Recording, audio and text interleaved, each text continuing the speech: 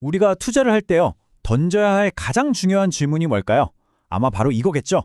이 기업의 진짜 가치는 얼마일까? 오늘 바로 그 답을 찾는 열쇠, 내재 가치에 대해서 한번 제대로 파헤쳐 보겠습니다. 네, 이건 모든 투자자가 매일같이 마주하는 근본적인 질문이죠.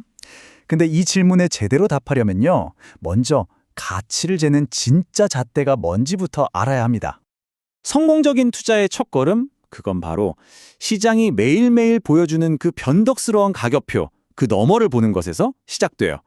그러니까 기업의 진짜 속살, 그 진짜 가치를 알려줄 수 있는 더 깊은 척도가 필요하다는 얘기입니다.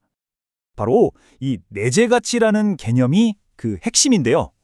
자, 내재 가치는요, 단순히 장부에 적힌 공장 가격, 건물 가격 이런 게 아니에요. 그게 아니라 이 회사가 앞으로 평생 벌어들일 모든 현금을 지금 시점으로 딱 환산한 값, 바로 그겁니다. 다시 말해서 미래에 돈 버는 능력이 전부라고 할 수 있죠. 그런데 여기서 중요한 게요. 내재 가치라는 게 무슨 수학 문제처럼 딱 떨어지는 정답이 있는 게 아니에요. 이건 오히려 미래를 내다보는 예술에 가깝습니다.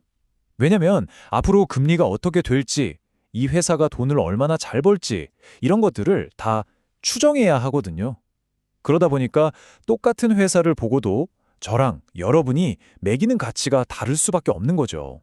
자, 그럼 이 내재 가치라는 개념을 좀 더 확실하게 이해하기 위해서 우리가 흔히 쓰는 순자산 가치랑 한번 비교를 해볼게요. 이게 아주 좋은 방법이거든요. 회계장부 위에 찍힌 숫자랑 실제 경제적인 현실이 어떻게 다른지 한번 보시죠. 이 둘의 차이는 정말 명확합니다. 순자산 가치요? 이건 그냥 계산기만 있으면 누구나 쉽게 두드려 볼 수 있는 말 그대로 과거의 기록이에요. 반면에 내재 가치는 미래를 꿰뚫어보는 통찰력이 필요한 기업의 진짜 경제적 잠재력이죠. 비유하자면 하나는 과거에 딱 멈춰있는 스냅 사진이고 다른 하나는 앞으로 펼쳐질 영화의 예고편 같은 거라고 할 수 있겠네요. 워런 버핏의 버크셔 해서웨이 사례를 보면 이 차이가 정말 확 와닿는데요. 보세요. 1964년에는요. 버크셔가 거의 망해가던 섬유 사업이 전부였어요. 그러니까 장부상 가치는 그럴듯해 보였지만 미래 가치, 즉 내재 가치는 형편없었죠. 장부 가치가 훨씬 높았던 거예요.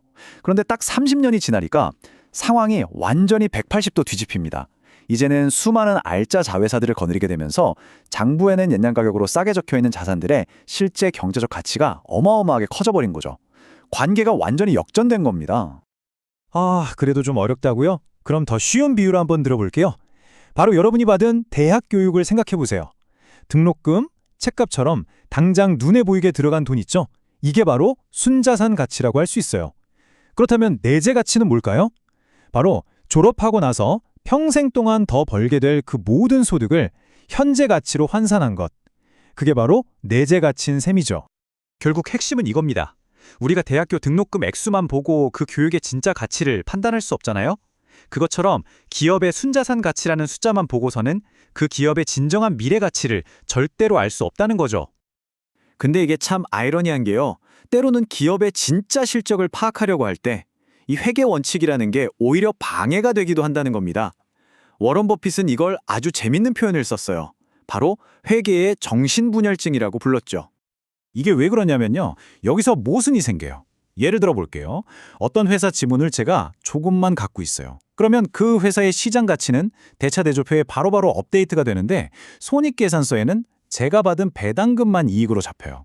실제 버는 돈보다 훨씬 적게 보이죠? 자, 근데 반대로요. 제가 회사를 아예 통째로 사버렸어요.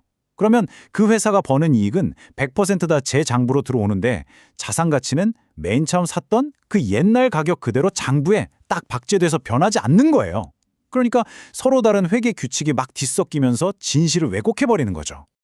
바로 이 회계의 정신분열증 때문에 현명한 투자자라면 장부에 찍힌 숫자를 잠시 옆으로 치워두고 그 사업의 본질, 그러니까 장기적으로 돈을 벌어들일 수 있는 그 힘에 집중해야만 한다는 겁니다. 그게 바로 진짜 내재 가치를 꿰뚫어보는 눈이니까요. 자, 이렇게 기업의 본질적인 가치, 즉 내재 가치를 이해하고 나면요. 아주 중요한 걸 구별할 수 있게 됩니다. 그건 바로 시장이 매일매일 매기는 가격과 기업이 본래 가지고 있는 가치는 완전히 다른 거라는 사실입니다. 이 가격과 가치의 차이를 아주 기가 막히게 보여주는 유명한 이야기가 하나 있어요. 벤저민 그레이엄이 들려준 이야기인데요. 한 석유 시추업자가 천국에 딱 도착을 했는데 웬걸 석유업자들이 모여있는 곳은 이미 자리가 꽉 차서 들어갈 수가 없더라는 겁니다. 그러자 이 시추업자가 잔꾀를 하나 냅니다. 갑자기 큰 소리로 외치는 거예요. 여러분, 지옥에서 석유가 발견됐답니다. 와, 이 말이 떨어지기가 무섭게 천국에 있던 모든 석유업자들이 진짜 우르르 지옥을 향해서 미친 듯이 달려나가는 거예요. 자리가 순식간에 텅 비었겠죠? 그래서 성 베드로가 이제 자리가 많으니 들어오시게 하고 그를 초대했어요. 그랬더니 이 시추업자가 잠시 망설이더니 뭐라고 했는지 아세요? 아닙니다. 저도 저 친구들을 따라가 봐야겠습니다. 혹시 저 소문이 진짜일지도 모르잖아요. 결국 자기가 퍼뜨린 헛소문에 자기가 넘어가 버린 거죠. 이 이야기가 뭘 보여주겠어요? 시장의 집단 심리가 얼마나 비이성적이고 강력한지, 그리고 가격이라는 게 얼마나 쉽게 진짜 가치와 멀어질 수 있는지를 보여주는 최고의 비유라고 할 수 있습니다. 그렇다면 우리는 도대체 어떻게 투자를 해야 할까요? 해답은 생각보다 간단합니다. 바로 매일 깜빡이는 주식 시세판을 보는 사람이 아니라 그 사업의 진짜 주인처럼 생각하는 거예요. 일시적인 가격 변동이 아니라 장기적인 사업의 성과 그 자체에 집중하는 거죠. 다시 버크셔 사례를 한번 직접 보시죠. 이 표는 버크셔가 다른 회사 주식에 투자한 자산, 그러니까 주당 투자 금액이 40년 동안 얼마나 말도 안 되게 성장했는지를 보여주고 있습니다. 그야말로 기하급수적이죠. 그리고 두 번째 척도를 볼게요.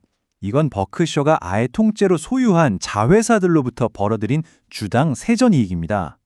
이것도 보시면 정말 엄청난 성장을 보여주고 있죠. 그런데 여기서 진짜 재밌는 건 마지막 10년, 그러니까 1995년부터 2005년 사이의 성장률이에요. 한번 보세요. 주식 투자 금액의 연평균 성장률은 13%인데 직접 소유한 사업 이익의 성장률은 무려 30.2%입니다. 2배가 넘죠. 이게 뭘 의미할까요? 명확합니다. 버크셔가 이제 다른 회사 주식을 조금씩 사는 것보다 아예 유망한 회사를 통째로 인수해서 직접 경영하는 데 집중하는 쪽으로 전략을 바꿨다는 뜻입니다. 진짜 주인처럼 생각하고 행동하기 시작한 거죠.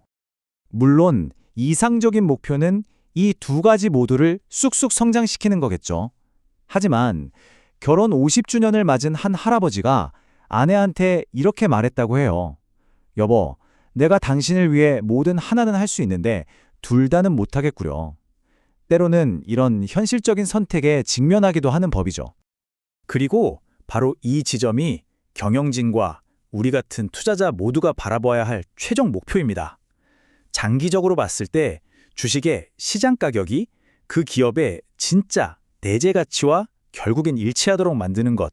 다시 말해 주주들이 얻는 결과가 회사의 실제 사업 성과와 똑같아지도록 하는 것 말입니다. 그래서 마지막으로 여러분께 이 질문을 던지고 싶습니다. 다음에 스마트폰으로 주가를 확인하실 때 스스로에게 한번 물어보세요. 나는 지금 이 깜빡이는 숫자인 가격을 보고 있는가? 아니면 그 숫자 뒤에 숨어있는 진짜 사업의 가치를 보고 있는가? 이 질문에 대한 여러분의 답이 앞으로의 투자 결과를 결정하게 될 겁니다.